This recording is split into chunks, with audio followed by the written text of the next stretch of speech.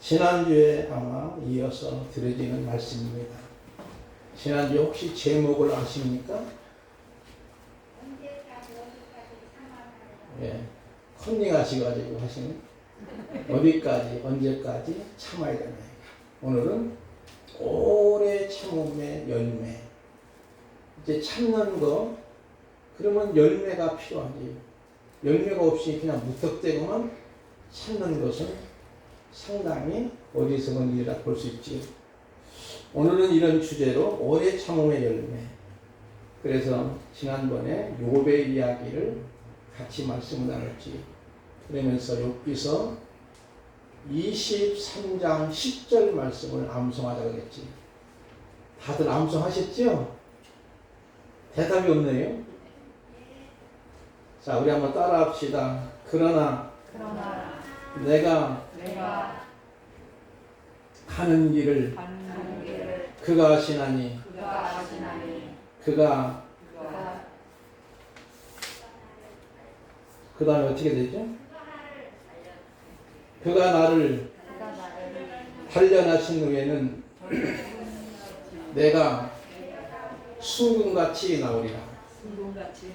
예, 하나님이 우리 가는 길 아시고 나를 단련하신 후에 바로 순금같이 나오리라. 바로 순금같이 나온다고 하는 것은 금을 좋아하니까 뭐 금이 뚝 떨어지고 은이 뚝 떨어지는 것이 아니고 무슨 뜻이냐면은 흠없는 사람으로 하나님께서 은혜를 주시겠다는 그런 의미입니다.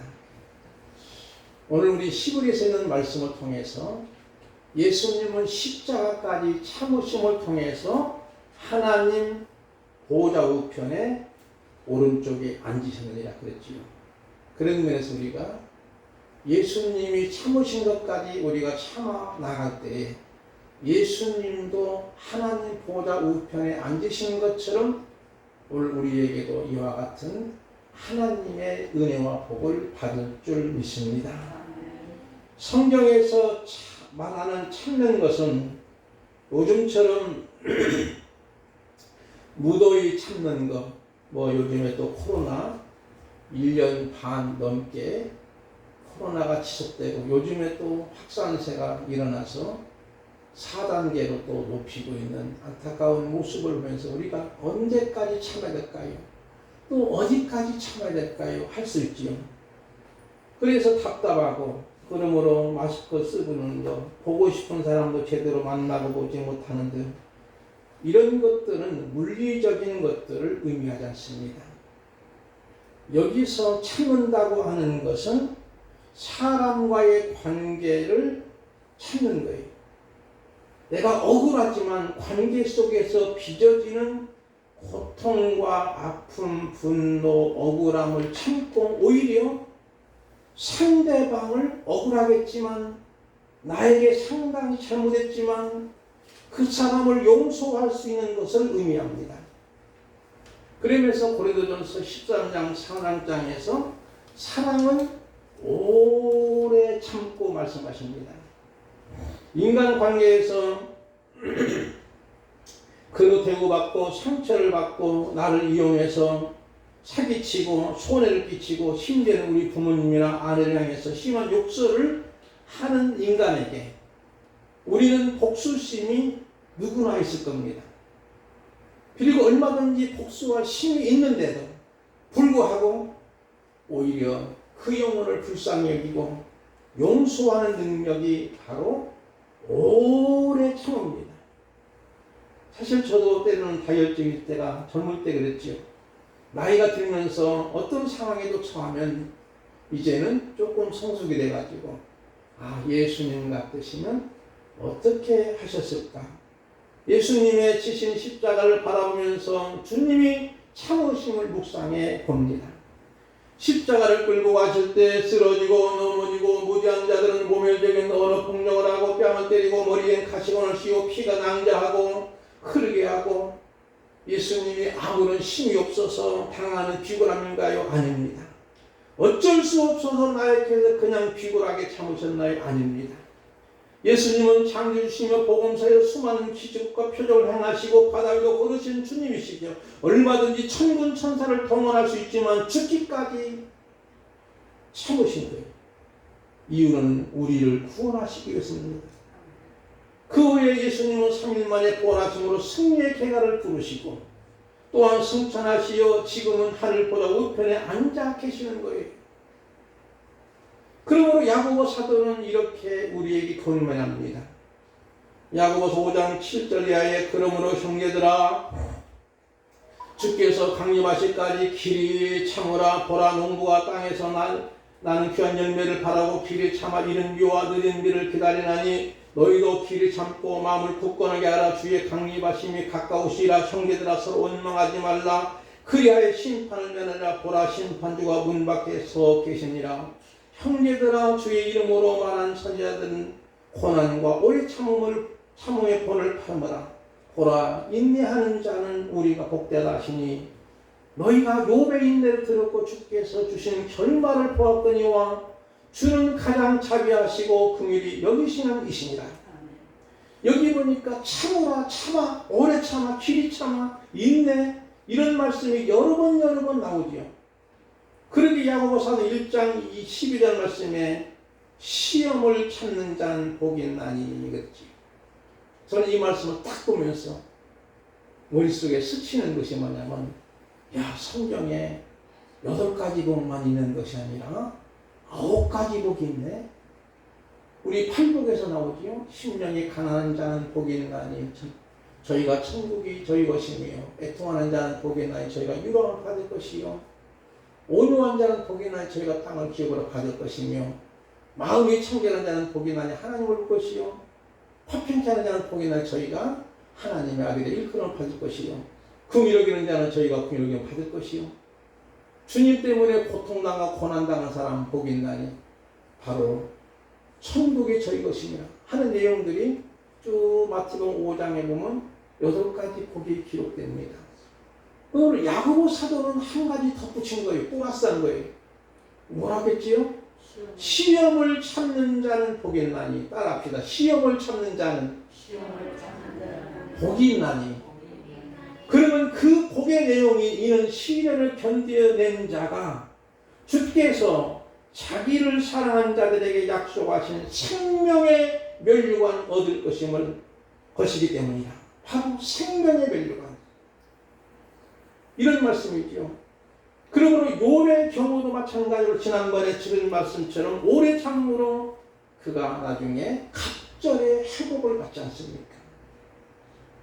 그러므로 우리는 무엇보다도 오래 참음의 열매가 회복의 역사요 생명의 면류관이요 우리 주님이 하늘 보좌에 앉으신 것처럼 한 우편에 앉을 수 있는 영광스러운 하나님의 사람이 되는 줄 믿습니다. 히브리서 6장 13절 하나님이 아브라함에게 약속하실 때에 가리켜 맹세할 자가 자기보다 더 큰 이가 없으므로 자기를 가리켜 맹세하여 이르시되 내가 반드시 너에게 복주고 복주며 너를 번성하게 하고 번성하게 하리라 하셨더니 그가 이같이 오래 참아 약속을 받았느니라. 여기도 보니까 아브라함이 오래 참았어요. 무슨 약속을 받았지요? 창세기 12장 1절 2절 보니까 3절까지 여호와께서 아브라함에게 이르시되 너는 그의 고향과 친척과 아버지 집을 떠나 내게로 보여줄 땅으로 가라. 내가 너로 큰 민족을 이루고 내게 복을 주어 내 이름을 창대하리니 너는 복이 될지라. 너를 축복하는 자에게 내가 복을 내리고 너를 저주하는 자에게 내가 저주하리니 이 땅의 모든 족속이 너로 말미암아 복을 얻을 것이니라 하시니라. 하나님이 아브라함에게 갑작스럽게 갈대아 우르의 그 당시에 우리가 잘 안 대로 문명의 발상기입니다. 메소포타미아 문명의 발상기. 거기에서 아브라함은 오늘날로 말하면 아주 잘 먹고 잘 사는 사람이었어요. 그의 아버지는 공장장, 사장님이었어요. 무슨 공장을 하냐면 우상을 만드는 공장이. 그 지역에는 우상을 많이 섬기기 때문에. 근데 아브라함이 오늘날로 말하면 서울에서도 그래도 가장 잘 사는 동네가 어딜까요? 아마 사람들이 이렇게 얘기하더라고요. 서자 들어가는 데가 가장 잘 산다. 서울시 서초구 서초동이라는 데입니다. 그러면 그렇게 잘 사는 동네에 있는 사람에게 야 갑작스럽게 너 이 고향 본토 친척 아비집을 떠나 저 멀리 목포 섬에 있는 그곳에 가서 살아. 그렇게 하면 여러분이 감히 떠날 수 있을까요? 하나님의 명령이라도 어려운 거잖아요. 그런데 아브라함은 그대로 믿고 떠난 거예요. 왜? 하나님이 약속하잖아요. 너희 후손이 바다의 모래와 같이 하늘의 별소와 같이 번성하리라. 내가 너희에게 복주고 복줄 것이다. 번성케 하고 번성케 할 것이다. 그리고 약속하신 것을 오래 참고 그 약속을 받았다. 그래서 아브라함이 얼마나 많은 복을 받습니까? 그런데 사탄은 하나님이 하신 약속을 방해하고 속이고 장난칩니다. 아침에 태양이 떠오르지. 여전히 태양이 떠오릅니다. 그런데 마귀는 속임수로 통해서 야 무슨 태양이 있어? 그래가지고 태양을 바라보지 못하도록 등을 돌리게 만들어요. 그게 마귀의 속임수입니다. 사탄의 장난입니다. 그렇지만 우리는 그 사탄의 장난에 넘어가지 않고 다시금 뒤로 도는 동쪽에서 밝은 태양이 떠오르는 것을 보게 되는 거예요. 마찬가지입니다. 그러면 우리는 반드시 하나님의 약속은 아침에 태양이 떠오르듯이 떠오르게 되는 줄 믿습니다. 자꾸 마귀는 의심케 하고 하나님이 없는 것처럼 말하기도 하고 하나님의 부재를 느끼기도 하고 존재를 부신하게 하게 되고 심지어는 어떤 사람은 하나님이 죽었다고까지도 하기도 하고 그런 상황에 처했던 다윗은 이렇게 고백합니다. 내가 사망의 쫓던 골짜기로 다닐지라도 해를 두려워하지 않을 것은 주께서 나와 함께 하심이라. 주의 지팡이와 막대기가 나를 안위하시나이다. 지금 다윗에게는 엄청난 어려움이죠. 사망의 움찔한 골짜기를 다니는 거예요. 그런데도 해를 두려워하지 않을 것은 주께서 나와 함께 하시니라. 하나님의 부재, 하나님의 임재만을 아는 거예요. 하나님의 부재는 생각도 하지 않는 거예요. 이런 상황에서도 주의 지팡이와 막대기가 나를 안위하시나이다. 주께서 내 원수의 목전에서 내게 상을 차려주시고 기름을 내 머리에 부으셨으니 내 단이 넘치나이다. 이렇게 고백합니다. 엘리야도 자기 혼자만 있다고 생각해서 로덴나 말에서 잠시 영적 우울증에 빠졌습니다. 열왕기상 18장 이하에 보니까 자기 자신을 광야로 들어가 하룻길을 가가지고 한 로덴나 말에 앉아서 자기가 죽기를 원하여 이르되 여호와여 넉넉하오니 내 생명을 거두옵시옵소서. 나는 내 조상보다 낫지 못하나이다 하고 로덴나 아래서 누워 자더니 천사가 그를 어루만지며 그에게 이르시되 일어나. 뭐라고 하십니까? 먹으라. 자꾸 먹이는 거예요. 완전히 영적 슬럼프에 빠져있는 엘리야. 근데 그 사람이 어떤 사람이냐면 조금 전만 하더라도 갈멜산에 올라가서 바알 선지자, 아세라 선지자 합쳐서 850명과의 영적 대결에서 대승했고 이 850명을 전부 다 수장을 시키는 그 소식을 들었던 아합의 아내 정말로 너무나도 악한 그 이세벨이 엘리야를 죽이겠다는 거예요. 겁박하는 거예요. 사실은 죽일 수도 없는 상황인데 겁박하는 거예요. 그것이 잠시 두려워가지고 죽기를 청하고 올던나무 밑에서 넉넉하오니 하나님 나를 불러가소서. 이제 자살 충동을 일으키는 엘리야의 모습이에요. 그때 하나님은 머리에 숯불을 구운 떡과 물 한 병을 입고 그에 먹고 마시고 누워 잡니다. 그리고 여호와의 천사가 또다시 와서 어루만님이 이르시되 일어나 먹으라. 내 갈 길이 다 가지 못할까는 하면서 자꾸 일어나 먹고 마시고 또 음식물 또 힘을 주고 그러면 40주야간을 가서 마침내 하나님의 산 호렙산에 도착합니다. 이 모습 뭘까요? 우리가 낙심하고 낭망하고 절망하고 좌절할 때에, 우울증에 빠졌을 때 하나님의 사람은 하나님이 책임져 주실 뿐만 아니라 길이 오랫동안 참을 수 있도록 은혜를 베풀어 주시는 줄 믿습니다. 나는 힘이 있어. 야, 나는 근력 있어. 그러니까 내 힘으로 참아야 되지. 안 됩니다. 하나님이 힘을 주시는 거예요. 지난 주일에 말씀드린 것처럼 욥이 인내하실 수 없는 것도 하나님의 숨결은 뭘까요? 성령님의 역사로 그가 참아내는 거예요. 얼마나 그가 당한 고통이 심할까요? 여러분과 저 같으면 중간도 못 가서 포기할 거예요. 동방의 가장 큰 바주였던 욥이 그의 모든 재산이 하루아침에 날아가요. 그뿐만 아니라 큰아들의 생일잔치에 10자녀가 지붕이 무너져서 한 번에 몰살을 당해요. 그의 사랑하는 아내는 그를 저주하고 도망가 버려요.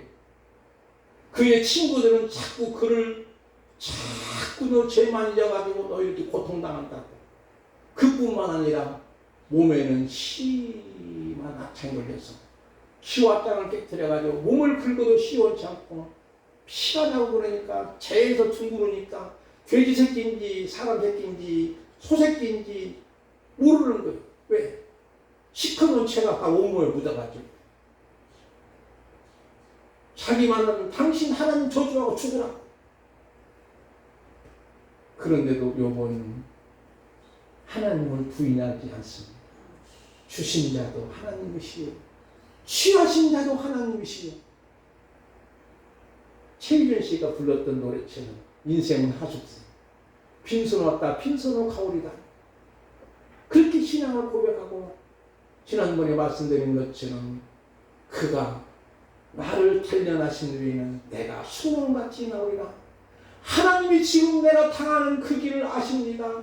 자세히 알고 계시는데 그가 나를 단련하시는 내가 정금같이 수능같이 나오리라고 신앙을 고백할 때에 비로소 회개하고 친구들에서 기도할 때 하나님이 그의 공경을 돌이키시고 그전 소유보다 갑절이나 주신지라. 자녀들도 회복시켜 주시고 만화님은 2배를 준 것이 아니고 한 사람만 준 거예요. 오해하면 큰일 납니다. 어떤 사람이 그러더라고. 갑절 복을 줬으니 마누라도 갑절 줬나요? 아니에요. 욥이 이렇게 길이 참을 수 있었던 것은 하나님의 숨결이 된 거예요. 역시 이 엘리야도 마찬가지입니다. 그래서 18절을 보니까 그러나 내가 이스라엘 가운데 7,000명을 남기리니 나 바알에게 다 바알에게 무릎을 꿇지 아니하고 다 바알에게 입맞추지 아니한 자가 7,000명이 있었어요. 혼자만 있다고 낙심했는데 하나님 있죠. 7,000명이 하나님 사람이 있는 거야. 그때 힘을 얻는 거죠. 사랑하는 성도 여러분, 오늘 우리가 중요한 것은 엘리야가 길이 참더니 에녹이 하나님과 300년 동안 동행하다가 하나님의 부르심 받고 승천합니다. 죽음을 보지 않고. 그 다음에 엘리야가 2번째로 승천하는데 성경에 보니까 엘리야와 엘리사 2사람이 만났었어요. 근데 2사람의 길을 가면서 말하더니 갑작스럽게 불소리와 불만들이 2사람을 갈라놓고 엘리야가 해오려고 타고 하늘로 올라가더라. 하나님이 불러간 거예요. 이 모습은 뭐냐면 예수님의 승천하심의 예표입니다. 예수님이 승천할 때 예수님이 막 구름 타고 막 올라가셨다니까 사람들이 막 예수님은 능력이 많으시니까 구름을 불러가지고 손오공처럼 막 구름 타가지고 막 올라가는 거예요. 하나님이 올려주신 거예요.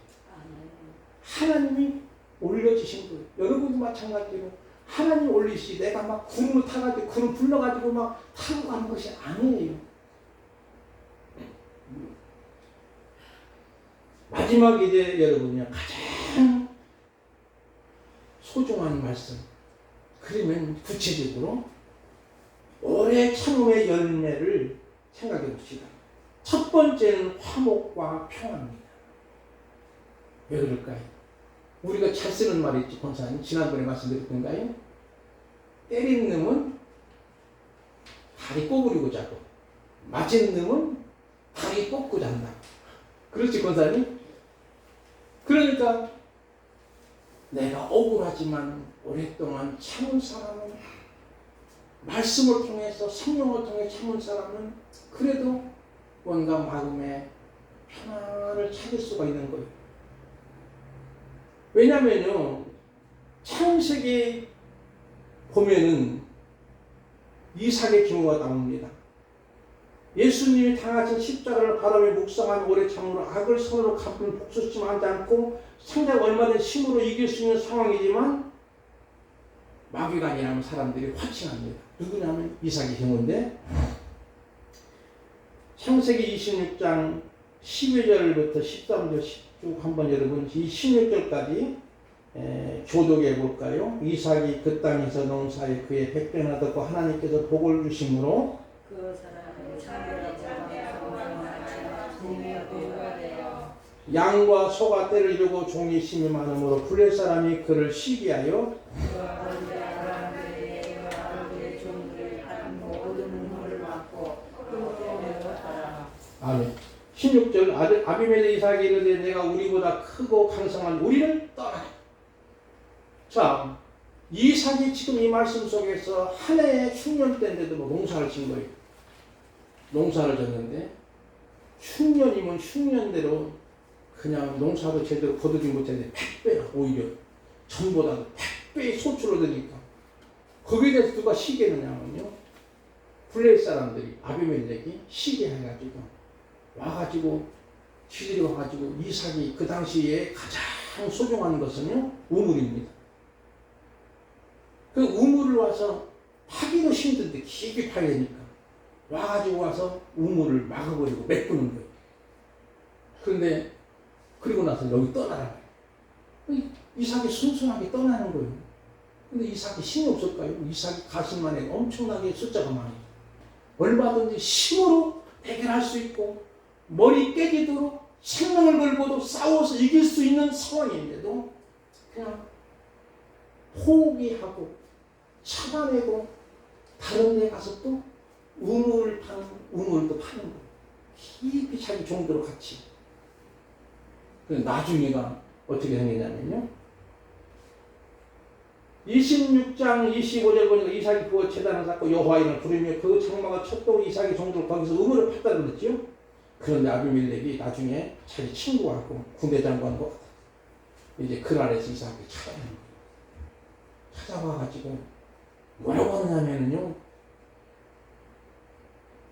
여호와께서 너와 함께 계신 우리가 분명히 보았으므로, 하나님이 함께 하는 것은 분명히 보았다는, 누가?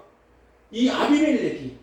블레셋에 쉽게 말하면 왕이라고도 볼 수 있고 지도자인 이 사람이 분명히 보았다는 거예요. 자꾸 시기와 질투를 통해서 우물을 메꿨던 이 사람이 오히려 하나님이 이삭에게 복 주신 것을 분명히 보았으므로 우리 사이에 맹세하 이제는 화친을 맺자는 거예요. 불같은 교약을 맺자는 거예요. 그래가지고 이제 또 뭐라고 하나 29절 보니까 이제 너는 여호와께 복을 받은 자니라. 이제 그러고 나서 이제 여호와께서 너에게 복 주신 거예요. 그러니까 하나님의 복이 이삭에게 계속적으로 임하니까 아비멜렉이 벌벌 떠는 거예요. 사실은 떠는 거예요. 오늘날 말하면, 야 이러다가는 우리 큰일 나겠어. 우리가 해코겠지. 만약에 이삭이 우리를 침범하면 우리는 완전히 전멸당할 거야. 빨리 가서 우리 화칭하자고. 그 자기 친구하고 자기 또 군대 장관 비골 데리고 와가지고 조금 쉽게 말하면 굽지굽지한 거예요. 오늘날은 굽지굽지한 거예요. 화칭하자고. 처음에는 이삭이 조금 어깨를 쫙 펴고 나서 당신 왜 왔어? 우리 도망을 쫓아낸 사람인데 그랬지만 나중에 그 사람들이 화친하다 보니까 그래 화친하고 오히려 이삭이 어떻게 했냐면 음식을 잘 참치를 차려주고 먹게 하고 그들을 편안하게 보내는 거예요. 그러면서 이제 더 이상 그들과 싸울 필요가 없는 거잖아요. 왜냐하면 불같은 조약을 맺었기 때문에.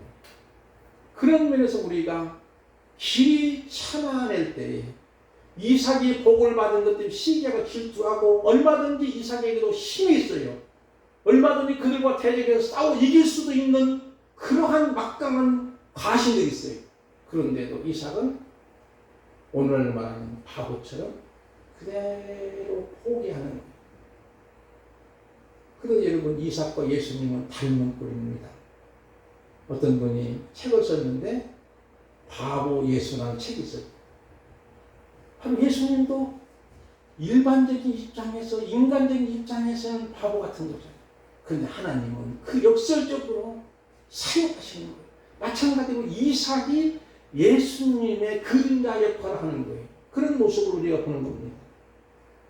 그러면 오래 참음으로 바로 먼저는 우리의 삶이 평화의 열매를 맺게 되는 줄 믿습니다. 화평케 하는 자는 복이 있나니 저희가 뭐라겠지요? 그 다음에 말씀을 들었어요. 화평케 하는 자는 복이 있나니 저희가 하나님의 두 자만 들어가요. 아들이라 칭함. 하나님의 아들이라거든. 화평케 된 거예요. 그 다음에 두 번째로는 마지막 부분이에요. 오래 참음으로 아브라함처럼 축복의 통로자로 쓰임을 받습니다. 아까 말씀드렸죠. 아브라함이 오래 참음을 통해서 하나님의 약속을 받은 겁니다. 하나님 약속할 때 내가 그 본토 친척집을 떠나게 되면 너를 복의 사람으로 삼겠다.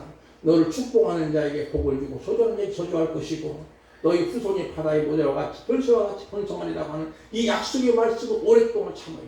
얼마나 또 참았을까요? 아브라함이 나이가 100세가 됐는데 자식이 없어. 하나님이 거짓말 하신 것 같네. 내가 이제 100세가 되고 할아버지가 되고 우리 하나님은 90세가 되고 이미 경도도 끝나고 다 이제 더 이상 의학적으로는 생물학적으로는 자식을 낳을 수가 없는데 하나님이 이상하네. 거짓말한 것 같다. 그런데도 의심치 않고 약속을 굳게 믿고 나가니 그때 하나님이 사라에게 할머니가 배가 불러오기 시작해가지고 아기를 낳은 거예요. 그게 누구냐면 이삭을. 이삭을 통해서 하나님의 약속의 자녀를 통해서 비록 그 환경 중에서도 정말로 인간의 모습으로는 상식적으로는 모습은 도무지 이해가 안 되는 상황에서 하나님은 이삭을 낳게 합니다. 그것은 무엇을 예표하느냐면 신약에 와서 예수님의 동정과 탄생을 의미하는 거예요. 도무지 마리아가 모친 마리아가 나는 남자를 알지 못하고니 그렇잖아요. 그러면 완전한 처녀로서의 임신한 것은 성령으로 잉태되어 아들 낳으니 그 이름을 임마누엘이라 하나님 함께 하시리라 그렇게 말씀한 것처럼 그것을 예표하는 거예요. 이미 이삭도 그런 것 가운데서 완전히 부임의 상황에서 자녀를 낳고 그 자녀를 통해서 하나님이 하나님의 백성을 번성케 하고 또 축복해 주시는 그런 모습을 보는 것처럼 오늘 우리가 어떤 면에서 우리가 오래 참으면 나를 통해서 축복의 통로자가 되는 줄 믿습니다. 그 다음에 예를 든다면 요셉의 이야기지요. 요셉도 얼마나 억울합니까? 그러나 형들이 자기를 팔아가지고 그 당시는 노예제도가 있었고 그 노예로 팔아서 은 20에 팔려 넘기고 저 애굽 나라의 그 당시 세계를 가장 좌지우지하는 큰 나라 애굽에서 종살이 노예살이 하는 거예요. 얼마나 억울하겠어요. 세상 같은 핏줄인데도 아버지의 사랑을 받는다고 아버지로부터 편애받는다고 자기를 갖다가 무릎 웅덩이에 집어넣었다가 나중에는 안 되겠다. 그래도 죽으면 안 되지. 그냥 꿈도 먹고 알도 먹자고 말이야. 그래가지고 유다가 제안해가지고 이스마엘 사람 노예 상인에게 요셉을 은 20에 팔아넘기니까 그 사람은 또 애굽 나라에 가서 보디발의 집에 또 되팔아가지고 그 집에서 노예살이를 하는 거예요. 그 당시 노예는 뭘까요? 오늘날처럼 뭐 직원 아닙니다. 노예는 밥만 먹여주고 그것도 제대로 안 먹여주고 그냥 열심히 일만 하면 돼요. 일 못하면 막 때리기도 하고 혹시 만약에 노예가 병들면 놔둬버리고 죽으면 그만이에요. 왜냐하면 못 쓰는 연장이에요. 사랑을 연장으로 취급하는 노예. 그런 가운데도 요셉은 형들을 원망하지 않았습니다. 성경인물이 한마디도 형들에 대해서 분노심을 가졌다는 것이죠. 오히려 하나님이 그와 함께 하심으로 그런 상황에서 형통케 됐고 그때까지 참아내고 나중에 하나님이 그를 쓰시는데 애굽 나라의 총리로 쓰시지 않습니까? 그리고 나서 애굽 나라의 모든 백성과 자기의 민족, 히브리 민족을 전부 7년 동안 흉년에 전부 다 먹여 살리는 그런 역할로 그를 하나님이 쓰신다고 하는 것은 무엇을 의미하느냐? 바로 오래 참았더니 하나님이 그렇게 축복의 통로로 쓰신 것처럼 저와 여러분도 때로는 힘들고 어려울 수도 있습니다. 무엇보다 인간관계 속에서 기도 제목이 많지요. 눈물의 기도가 많습니다. 그러나 언제까지 내가 눈물을 흘려야 됩니까? 그러나 울며 씨를 뿌린 자는 정령 기쁨의 단을 거두는 그 비밀을 알고 주님이 참으실 때까지 십자가까지 창세기부터 요한계시록까지 참아내는 저와 여러분 되어서 축복의 진정한 통로자가 되시기를 주님의 이름으로 축복을 드립니다. 기도하겠습니다.